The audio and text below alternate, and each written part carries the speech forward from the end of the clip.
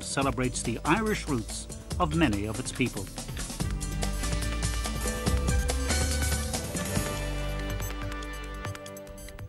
And you're very welcome to another edition of the programme. Today we're coming to you from the area around Passage East in County Waterford, and later in the programme we'll be looking at the links between this part of the country and Newfoundland. Now, the connection between Ireland and the Canadian province of Newfoundland, well, those connections are fairly well documented. As far back as the 1600s, people were leaving the southeast of Ireland here and heading for the rich fishing grounds of what they knew as Tullavaneshk, the land or the island of the fish. And Passage East here in Waterford Harbour was their last port of call, so to speak, the last stop before they headed for St. John's, Newfoundland. Now, many of the Irish who went out to those fishing grounds actually settled in the land of the fish, and today they're wonderfully proud of their Irish heritage and ancestry. So much so that recently a permanent exhibition was opened celebrating all of that. Helen McInerney has the story. A Newfoundland sailor went walking on the strand. He spied a pretty fair young maid and took her by the hand. Oh, will you go to Newfoundland along with me, he cried. But the answer that she gave to him was, oh, no, not I. Over 50% of the population in Newfoundland today is of Irish descent, and there are many reminders of this as you walk around the city of St. John's. In light of this shared ancestry, the Ireland-Newfoundland Partnership was set up approximately 10 years ago to promote the business, educational and cultural links between the two places.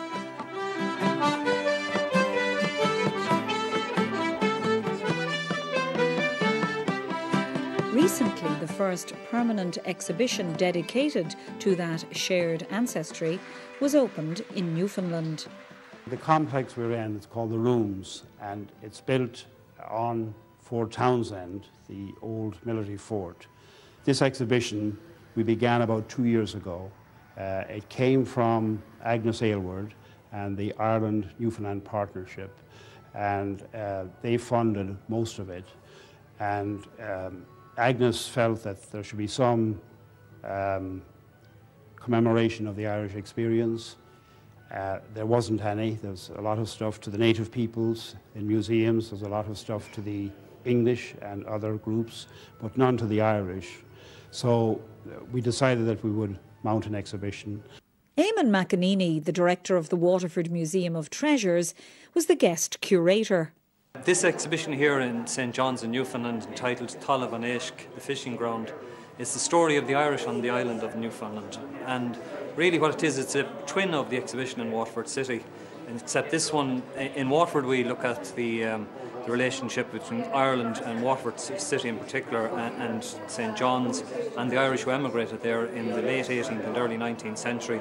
And this exhibition here then takes up that story here in Newfoundland and looks at the families who came from the southeast, about a 30-mile radius of Waterford City, and settled here in Newfoundland and in the city of St. John's, and how they fared and how they contributed to society here, how they contributed to the social life of the island, the political life and the cultural life, and of course the religious life of the island, because a lot of Irish religious continued to come out here even after the great wave of migration ended around 1815.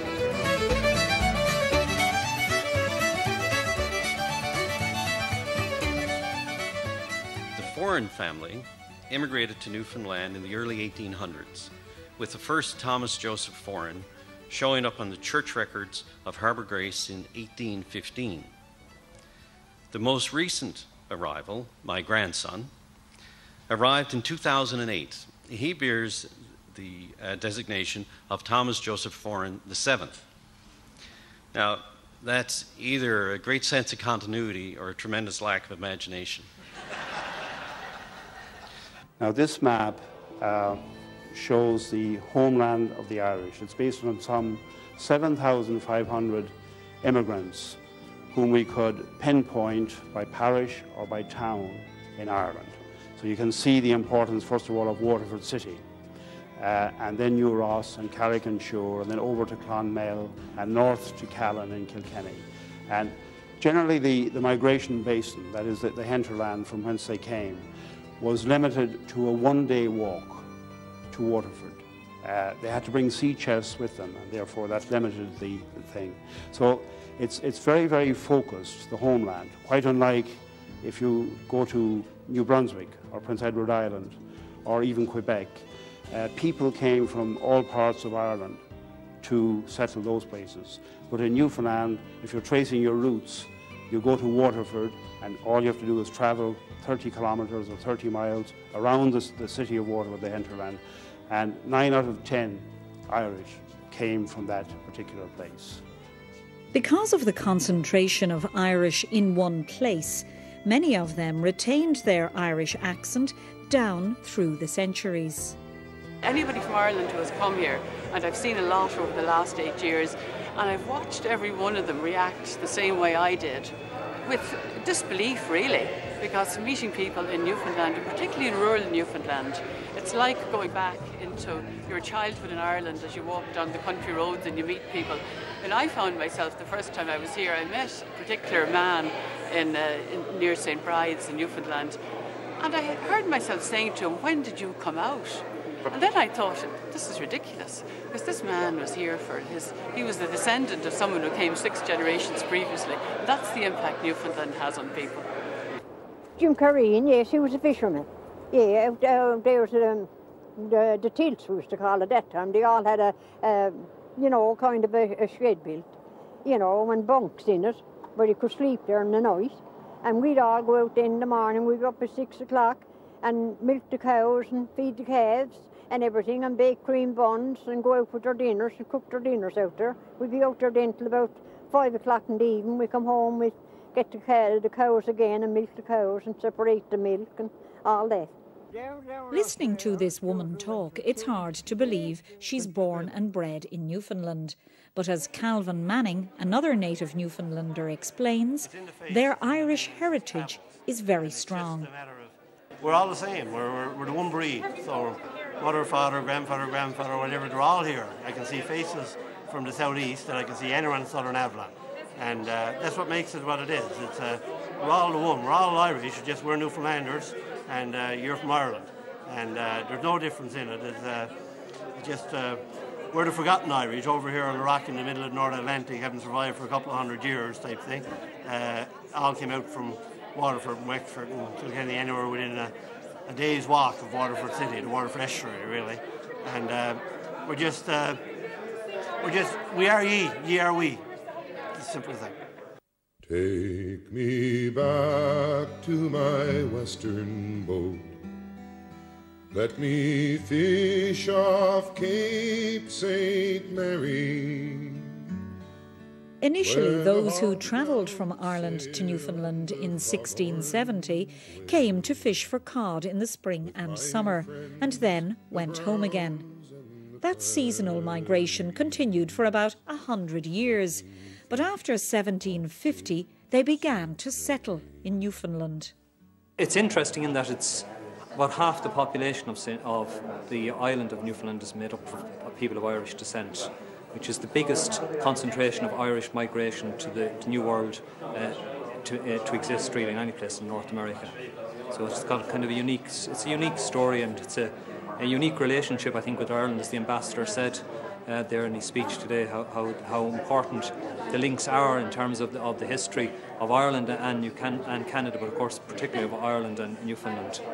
This is a unique relationship, and that's an often abused word, unique, but the fact of the matter is I've been ambassador in Australia, I covered New Zealand, I was Consul General in San Francisco. This is my second tour of duty in Canada, so I do know the Irish diaspora, but I've never come across anything like the unique relationship here in Newfoundland.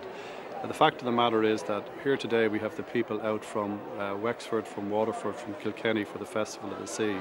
They're mixing with people who live in this beautiful little town of Placentia here in Newfoundland. I've had difficulty figuring out who is who. I've had to say, excuse me, are you out from Ireland or are you from here? This has never happened to me. It didn't happen to me in Sydney, it didn't happen to me in Melbourne, in Auckland or anywhere else in San Francisco. So this is a unique relationship. I love dancing. When I hear the tune, you pick up the step right away for it to, you know, come in with the tune. But I saw some dancing over in Ireland to be on television. It's almost the same as that. Almost the same. A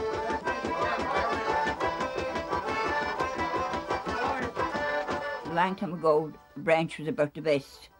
And along the shore, but they all come, the big parties used to have here, and garden parties, the dance and telling stories and songs. That's what you have a long time ago here. I see the big change. Years ago, they were way different than what they are today. They're wilder today, singing out and roaring that you don't know what to be up. I call them the African dance. Because only from Africa I see them, they are going like this and tearing and woolling their head and tearing, and then singing, I don't know what to be. They'll talk in the sing when they're down. A big roar, they can roar so loud that they give your ears, you wouldn't know what to be.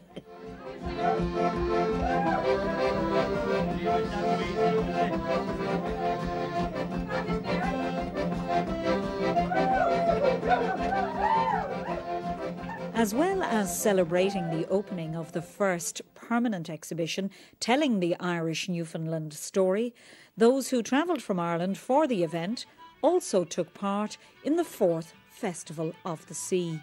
First time I went to Ireland, about 12 years ago or so, I was with my brother-in-law and my niece, and we got, particularly in Waterford, because his name is Power, Darren Power.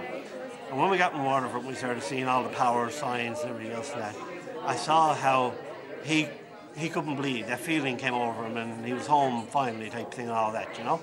And I said then, I said, I'd love to get a crowd from the shore over here.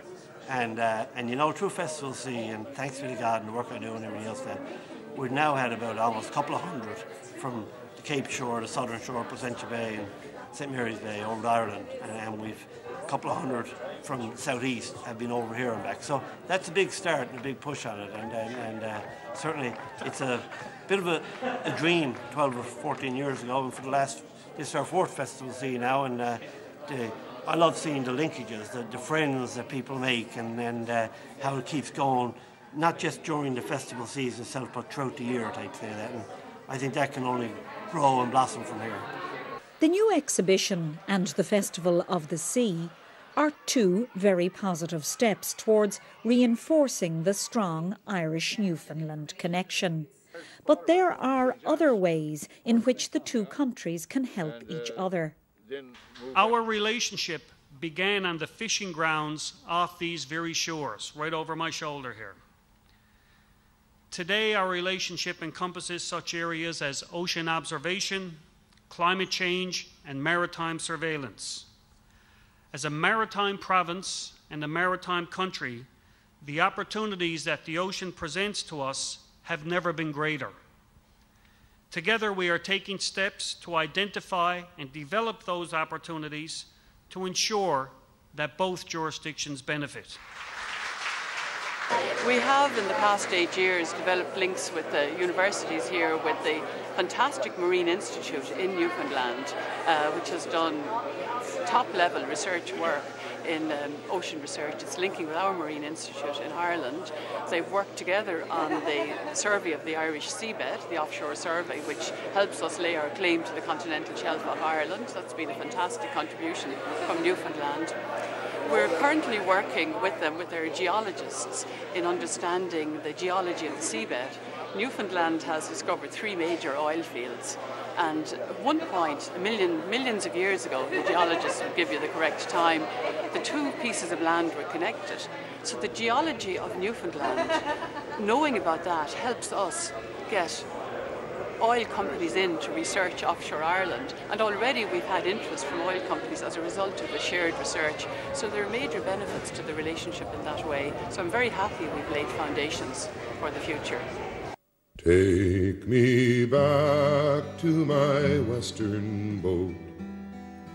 Let me fish off Cape St. Mary, where the hog downs sail and the foghorns wail, with my friends the Browns and the Clarys. Let me fish off Cape St. Mary. the Irish of Tulla Van Éisc.